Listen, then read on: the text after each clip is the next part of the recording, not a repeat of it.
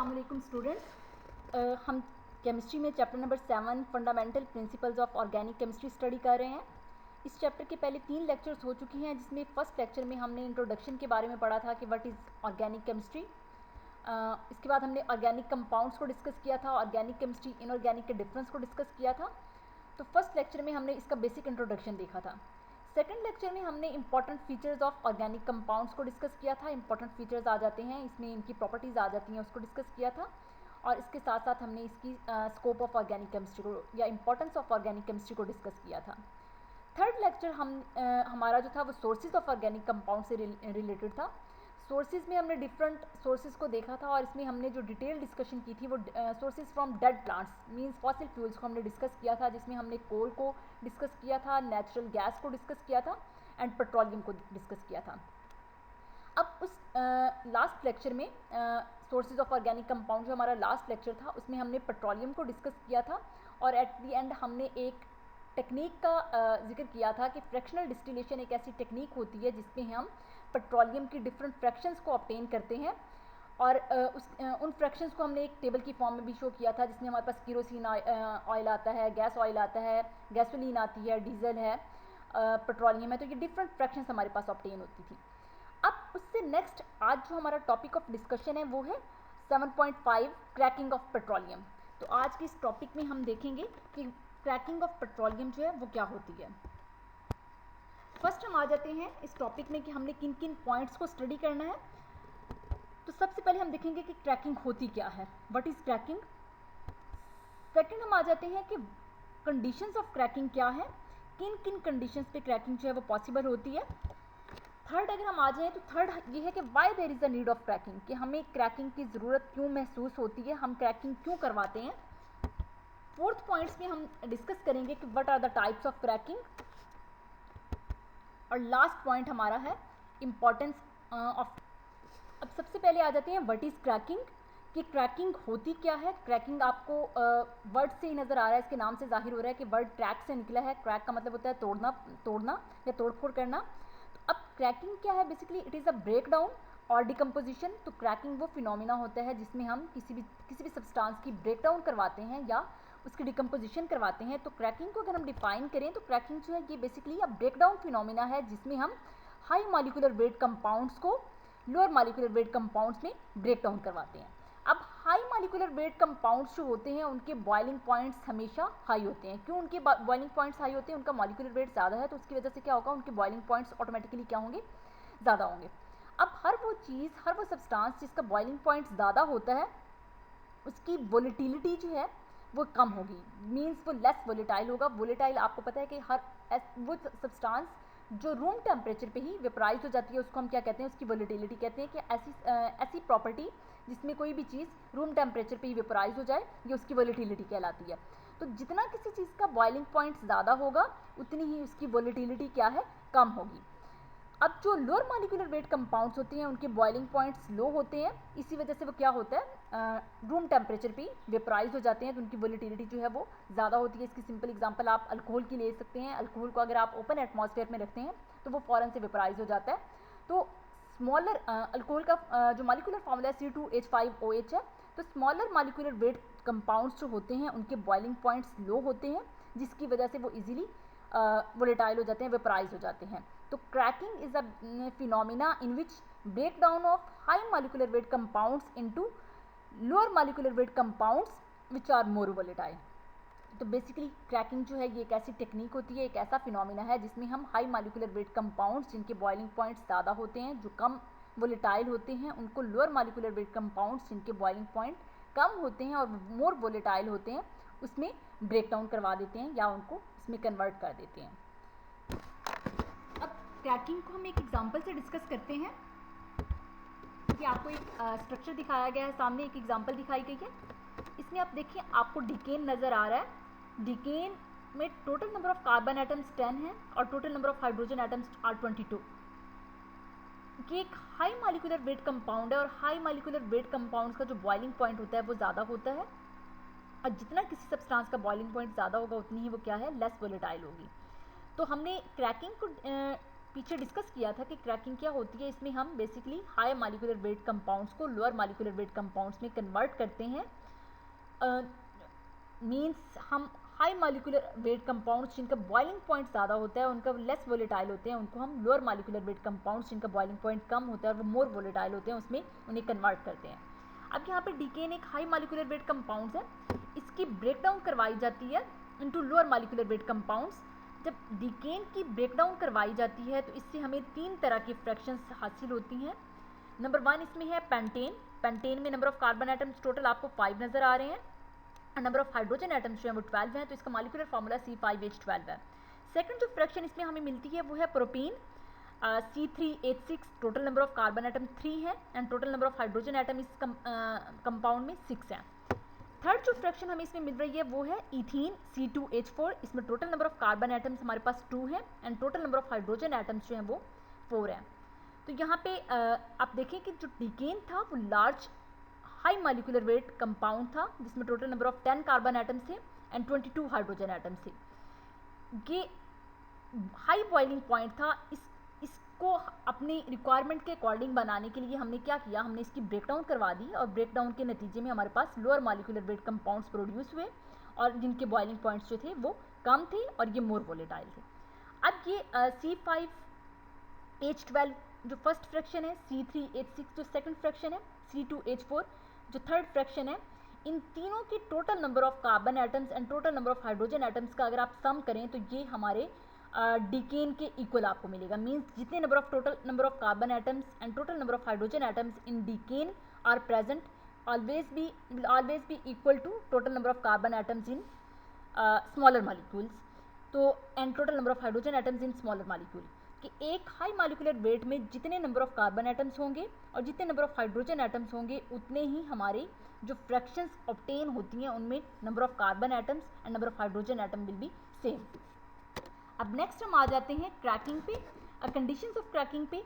तो अब कौन कौन सी कंडीशंस हैं जिन पे क्रैकिंग हो सकती है, तो नंबर 1 इसमें आ जाती है हीट, कि हम हीट के ज़रिए से मॉलिक्यूल की ब्रेकडाउन करवा सकते हैं कि हाई मॉलिक्यूलर वेट कंपाउंड को जब हम हीट करेंगे तो हीट की वजह से क्या होता है, वो छोटे छोटे मॉलिक्यूल इसमें जो है वो टूट जाता है। सेकंड कंडीशन है स्टीम। स्टीम क्या है, जो हाई वेपर्स होते हैं, वाटर वेपर्स होते हैं हाई टेम्परेचर पे, तो हम स्टीम को लेके भी किसी मॉलिक्यूल की जो है वो ब्रेकडाउन करवा सकते हैं स्टीम में भी, और उससे क्या होगा, जो हाई मॉलिक्यूलर वेट कंपाउंड है वो लोअर मॉलिक्यूलर वेट कंपाउंड में टूट जाएगा। थर्ड इसमें कंडीशन आती है कैटलिस्ट।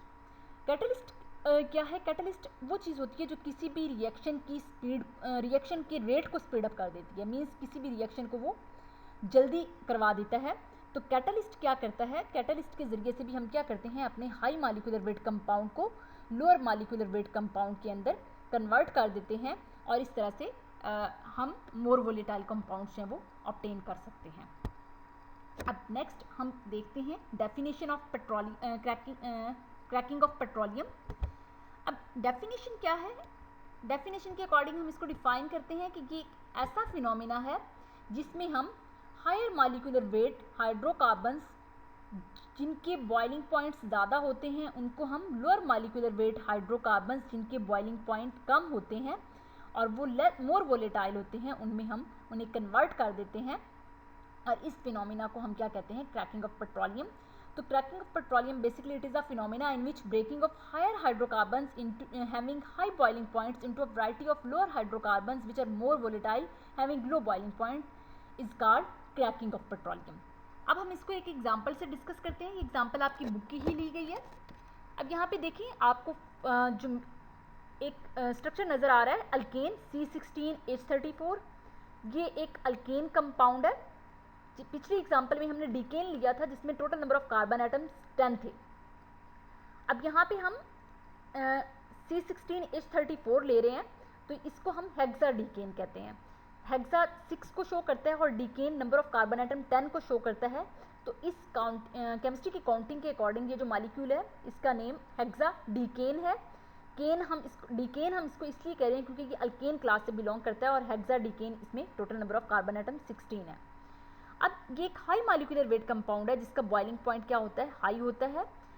तो हम क्या करना चाह रहे हैं, हम स्मॉलर मॉलिक्यूल्स प्रोड्यूस करना चाहते हैं जिनके बॉइलिंग पॉइंट्स जो हैं वो कम होते हैं ताकि वो इजीली वेपोराइज हो सकें। तो ये फिनोमिना जिसमें हम इसकी ब्रेक डाउन करवा देते हैं, इस फिनोमिना को हम उसकी क्रैकिंग कहते हैं। तो यहाँ पे C16H34 मॉलिक्यूल को हम हीट करते हैं। ये लास्ट पीछे हमने पढ़ा था कि कौन कौन सी कंडीशंस को हम यूज़ कर सकते हैं। तो यहाँ पे हमने हीट कंडीशन को लिया है कि हम C16H34 कंपाउंड को हीट करवाते हैं, और जैसे ही हम इसको हीट करवाते हैं तो हीट करने के नतीजे में हमारा ये लार्जर वेट कंपाउंड जो है ये 3 छोटी छोटी फ्रैक्शंस में टूट जाता है। अब इसमें जो फर्स्ट फ्रैक्शन आपको नज़र आ रही है वो है C7H16। C7 number of carbon atom 7 है, तो इसका नेम हेप्टेन होगा, कोई डबल बॉन्ड नहीं है इसमें, तो ये हेप्टेन है, अल्केन क्लास से बिलोंग करता है। सेकंड जो इसमें हमारे पास फ्रैक्शन आती है CH2 डबल बॉन्ड CH2, ये इथीन है जो कि अल्कीन से बिलोंग करती है और लोअर मॉलिक्यूलर वेट कंपाउंड है। थर्ड इसमें जो फ्रैक्शन आती है वो है CH3 CH double bond CH2, ये प्रोपीन है जो कि अल्कीन से बिलोंग करती है, तो ये भी एक लोअर मॉलिक्यूलर वेट कंपाउंड है जिनके बॉइलिंग पॉइंट्स कम होते हैं। तो यहाँ पे इस फिनोमिना में हमने क्या किया कि एक हायर मॉलिक्यूलर वेट कंपाउंड को हमने छोटे छोटे smaller weight variety of molecular hydrocarbons जो थे उनमें इनको कन्वर्ट कर दिया। कि क्रैकिंग एक ऐसा फिनोमिना है जिसमें हमने हाई मॉलिक्यूलर वेट कंपाउंड को जिनका बॉइलिंग पॉइंट ज़्यादा था उनको variety of smaller hydrocarbons fractions में कन्वर्ट कर दिया जिनके बॉइलिंग पॉइंट्स क्या थे, लो थे। तो ये फिनोमिना जो है ये क्या कहलाएगा, ये क्रैकिंग कहलाएगा।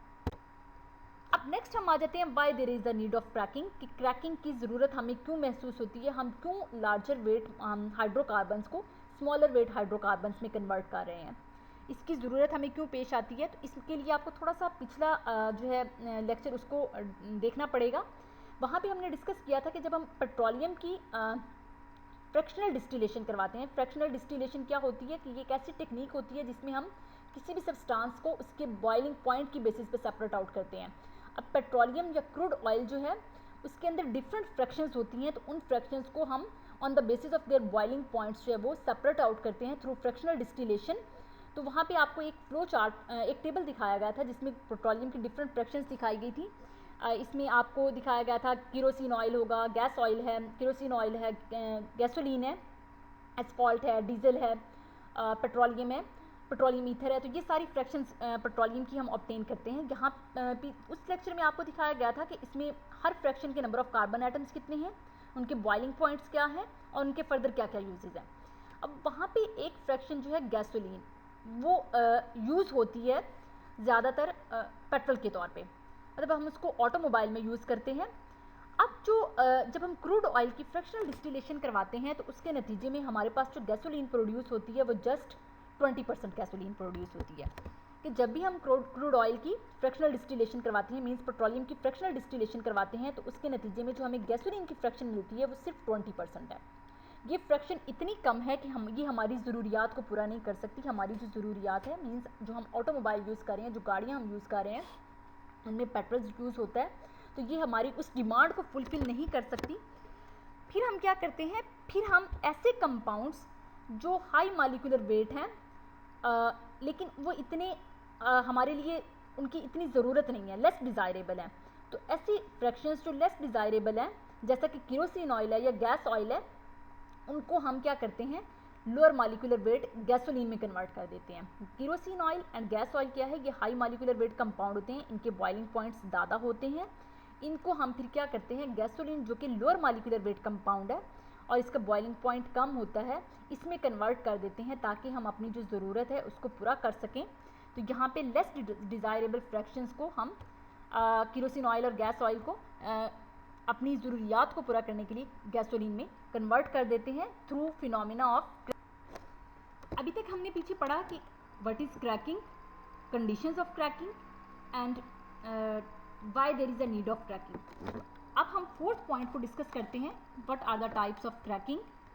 अब क्रैकिंग की अगर हम टाइप्स की बात करें तो हमने जिस तरह कंडीशंस की बात की थी, कंडीशंस में हमने कहा था कि हम 3 कंडीशंस को यूज़ कर सकते हैं, 3 में से कोई भी कंडीशन यूज़ कर सकते हैं। उसमें से एक हमने हीट का जिक्र किया था, सेकेंडली हमने स्टीम का जिक्र किया था, थर्ड हमने कैटलिस्ट का जिक्र किया था। अब इन्हीं तीनों कंडीशंस की बेसिस पे हम क्रैकिंग को 3 टाइप्स में डिवाइड करते हैं कि क्रैकिंग फिनोमिना जो है ये बेसिकली ब्रेकडाउन फिनोमिना है और कंडीशंस की बेसिस पे हम इसको 3 टाइप्स में डिवाइड करते हैं। फर्स्ट है थर्मल क्रैकिंग। थर्मल क्रैकिंग क्या है कि अगर हम हीट के ज़रिए से हाई मॉलिक्यूलर वेट की ब्रेक डाउन करवा रहे हैं लोअर मॉलिक्यूलर वेट कंपाउंड्स में, तो इस क्रैकिंग को हम थर्मल क्रैकिंग कहेंगे। सेकेंड है कैटालिटिक क्रैकिंग। कैटालिटिक क्रैकिंग क्या है कि अगर हम हायर मॉलिक्यूलर वेट हाइड्रोकार्बन्स की ब्रेक डाउन करवा रहे हैं into lower molecular weight hydrocarbons में बाय यूजिंग कैटलिस्ट, तो इसको हम क्या कहेंगे, कैटालिटिक क्रैकिंग कहेंगे। थर्ड जो हमारी टाइप आ जाती है वो है स्टीम क्रैकिंग। स्टीम क्रैकिंग क्या है कि अगर हम हायर मॉलिक्यूलर वेट कंपाउंड्स को ब्रेक डाउन करवा रहे हैं लोअर मॉलिक्यूलर वेट कंपाउंड्स में बाय यूजिंग स्टीम या वेपर फेज, तो उसको हम कहते हैं स्टीम क्रैकिंग। अब इन तमाम टाइप्स को हम one by one detail discuss करते हैं। अब फर्स्ट आ जाते हैं थर्मल क्रैकिंग पे। थर्मल क्रैकिंग में सबसे पहले हम इसकी डेफिनेशन को डिस्कस करेंगे कि डेफिनेशन इसकी क्या होती है, थर्मल क्रैकिंग होती क्या है। तो जैसे क्रैकिंग को हमने डिस्कस किया था कि ये क्या है, ब्रेकडाउन फिनोमिना है, तो थर्मल क्रैकिंग क्या है कि जब हम हीट को यूज़ करते हैं और हीट को यूज़ करते हुए हम लार्जर मॉलिक्यूलर वेट हाइड्रोकार्बन्स की ब्रेक डाउन करवा देते हैं into smaller weight hydrocarbons by using heat at high temperature and pressure. तो ये जो क्रैकिंग फिनोमिना है इसको हम थर्मल क्रैकिंग कहेंगे।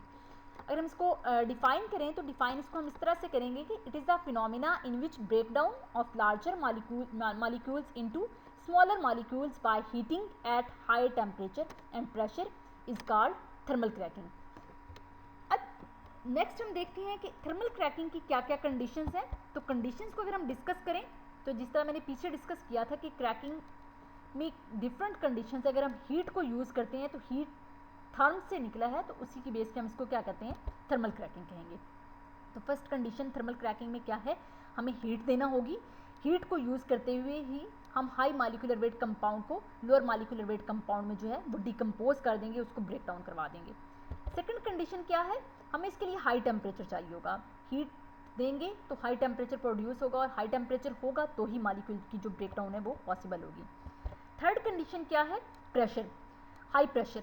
अब हाई टेम्परेचर और हाई प्रेशर को ही मेंटेन करके हम जो है ब्रेक डाउन को जो है वो पॉसिबल करवा सकते हैं। तो हीट करने से क्या होगा, एक तो हम टेम्परेचर को इंक्रीज़ करेंगे और दूसरा हम प्रेशर को इंक्रीज़ करेंगे और उसकी बेस पे हम अपने जो मॉलिक्यूल लार्जर वेट मॉलिक्यूल्स हैं उनको स्मॉलर वेट मॉलिक्यूल्स में डिकम्पोज कर देंगे। अब इसकी जो प्रोडक्ट है उसको हम देखेंगे कि इसमें किस तरह की प्रोडक्ट बनती है। तो नेचर ऑफ प्रोडक्ट को अगर हम देखें तो यहाँ पे ये वाली जो क्रैकिंग फिनोमिना है, जो थर्मल क्रैकिंग है, ये यूज़फुल है for the production of unsaturated hydrocarbons. कि इस वाले फिनोमिना से थर्मल क्रैकिंग फिनोमिना से हम ऐसे हाइड्रोकार्बन्स को प्रोड्यूस कर सकते हैं जो कि अनसैचुरेटेड है। अब अनसैचुरेटेड के बारे में आप ऑलरेडी जानते हैं, एक क्लास होती है सैचुरेटेड कंपाउंड्स और एक क्लास होती है अनसैचुरेटेड कंपाउंड्स। सैचुरेटेड कंपाउंड्स वो होते हैं जिसमें तमाम कार्बन एटम्स जो हैं वो सिंगली बॉन्डेड होते हैं, मीन्स उनके दरमियान में सिंगल बॉन्ड बनता है। जबकि अनसैचुरेटेड हाइड्रोकार्बन्स वो हाइड्रोकार्बन्स होते हैं जिनमें कार्बन एटम्स के दरमियान में कम से कम एक या एक से ज़्यादा जो है वो कम से कम एक डबल बॉन्ड या ट्रिपल बॉन्ड का होना ज़रूरी है। तो अगर हमारे किसी भी कंपाउंड में डबल या ट्रिपल बॉन्ड आ जाए तो वो हमारे अनसैचुरेटेड कंपाउंड्स होते हैं, और ऐसे कंपाउंड्स जिनमें सिंगल बॉन्ड मौजूद होता है उनको हम सैचुरेटेड कंपाउंड्स कहते हैं। तो थर्मल क्रैकिंग के ज़रिए से जो हमारी प्रोडक्ट प्रोड्यूस होती है वो अनसैचुरेटेड हाइड्रोकार्बन्स के लिए जो है वो यूज़फुल होती है। नेक्स्ट आ जाती है कैटालिटिक क्रैकिंग। तो क्रैकिंग फिनोमिना तो बेसिकली सेम वही है, जस्ट यहाँ पे क्या होगा, कंडीशन चेंज होगी। तो कंडीशन क्या है, हीट की जगह पे हम कैटलिस्ट का यूज़ करेंगे।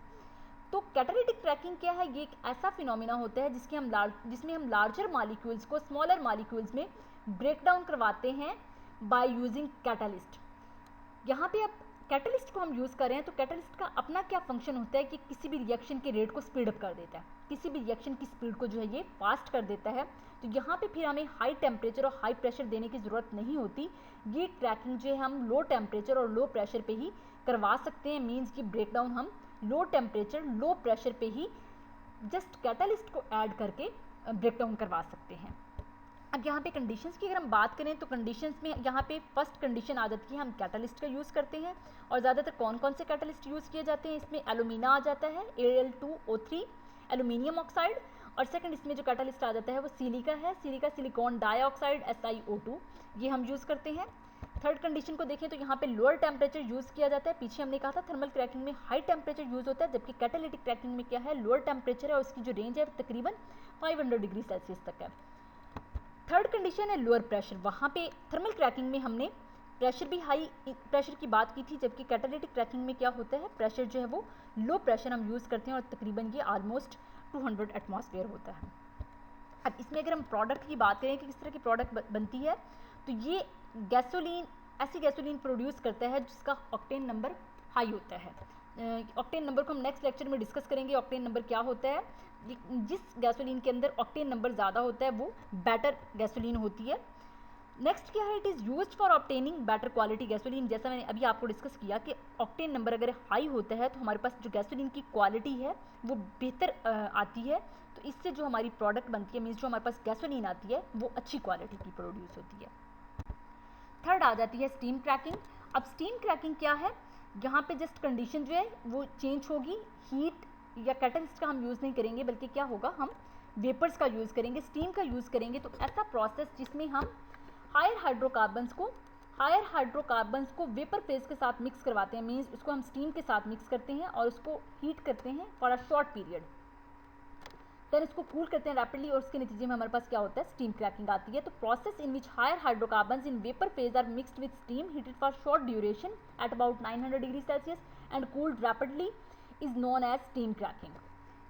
अब इसकी भी अगर हम कंडीशंस की बात करें तो इसकी कंडीशन में फर्स्ट हमें क्या है, स्टीम चाहिए होगी, टेम्परेचर जो है वो 900 डिग्री सेल्सियस की रेंज तक चाहिए होगा, प्रेशर की इसमें इतना ज़रूरत नहीं है।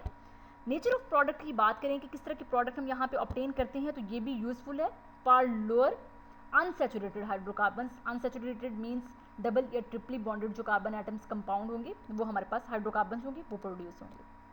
तो यहाँ तक हमने देखा कि क्रैकिंग क्या होती है, ये फिनोमिना किस तरह से होता है, इसके लिए कौन कौन सी कंडीशंस रिक्वायर्ड होती हैं।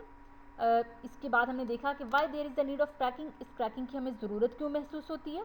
इसके बाद हमने डिस्कस किया कि what are the types of cracking, तो इसमें हमने इसकी 3 टाइप्स को डिस्कस किया, catalytic cracking, thermal cracking and steam cracking.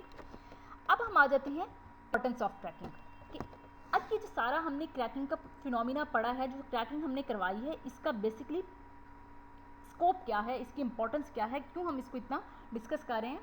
तो नंबर 1 आ जाता है increases the yield of gasoline. जिस तरह हमने शुरू में बात की थी कि हमें इसकी ज़रूरत क्यों महसूस होती है कि 20% गैसोलीन जस्ट प्रोड्यूस हो रही है और ये 20% हमारी ज़रूरियात को पूरा नहीं कर पाती, तो फिर हम क्या करते हैं, हायर मॉलिक्यूलर वेट कंपाउंड से लोअर मॉलिक्यूलर वेट कंपाउंड से उनको प्रोड्यूस कर लेते हैं। तो इस तरह से हम अपनी गैसोलीन की जो ज़रूरत है उसको पूरा कर लेते हैं। तो क्रैकिंग फिनोमिना से क्या होता है, हम गैसोलीन की यील्ड को इंक्रीज़ कर सकते हैं, गैसोलीन की पैदावार को जो है वो बढ़ा सकते हैं।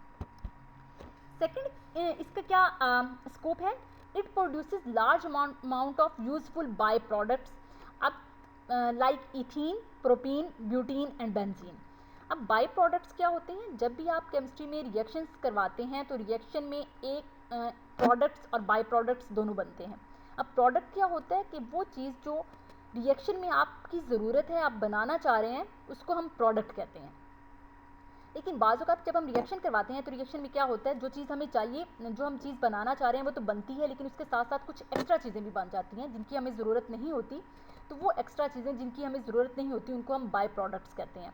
तो यहाँ पे बेसिकली गैसोलीन हमारी प्रोडक्ट है, क्रैकिंग फिनोमिना में गैसोलीन हमारी प्रोडक्ट है। तो गैसोलीन के साथ साथ जो हमारे पास डिफरेंट फ्रैक्शंस ऑब्टेन होती हैं, उन जैसे कि इथीन है, प्रोपीन है, ब्यूटीन है, बेंजीन है, तो ये हमारे क्या होंगे, ये हमारे बाय प्रोडक्ट्स होंगे। थर्ड क्या है, it is useful for manufacturing drugs, plastics, drugs जितनी भी मेडिसिन हैं वो आगे जितना भी प्लास्टिक्स मटेरियल है उस क्रैकिंग के ज़रिए से वो हम इसके मैन्युफैक्चर कर सकते हैं। डिटर्जेंट्स जितने भी आपके यूज़ हो रहे हैं, फर्टिलाइजर्स जितनी खादें यूज़ हो रही हैं, सिंथेटिक फाइबर्स, वीड किलर्स जो जड़ी बूटियों को किल करने वाले केमिकल्स हैं उनको हम वीड किलर्स कहते हैं, तो उनकी मैन्युफैक्चरिंग में भी क्रैकिंग का एक बहुत इंपॉर्टेंट रोल है। लास्ट हम देखते हैं, it is useful for the production of useful chemicals like phenol, ethanol, acetone. तो ये एक ऐसे केमिकल्स को प्रोड्यूस करने में भी बहुत हेल्पफुल है और इन केमिकल्स का फर्दर बहुत ज़्यादा जो है वो यूज़ होता है और ये एक इम्पॉर्टेंट रोल प्ले करते हैं। तो ये कुछ पॉइंट्स हैं जिससे हम क्रैकिंग की स्कोप या इसकी इंपॉर्टेंस को डिस्कस कर सकते हैं। ये टॉपिक हमारा जो क्रैकिंग है ये बहुत इंपॉर्टेंट है एग्जाम पॉइंट ऑफ व्यू से भी।